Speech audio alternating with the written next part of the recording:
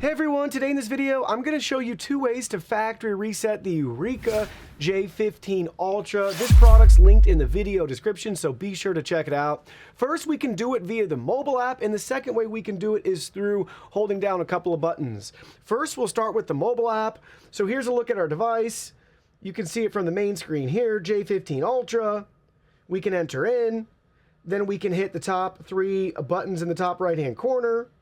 Select that, go down to the General tab, select General, scroll down to the very bottom, and there's a reset to factory settings. It's a third option up from the bottom, so we can select that, hit OK, and then our device will have been factory reset. So if you have app control and want to do it that way, simple and straightforward. Now, for the second way, we can use the physical buttons on our J15 right here.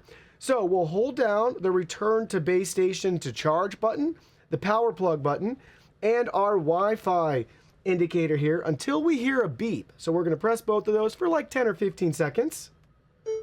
We heard the beep, we can let go, and now the device is factory resetting itself. Simple and straightforward, whether you want to use the mobile app or use the physical buttons.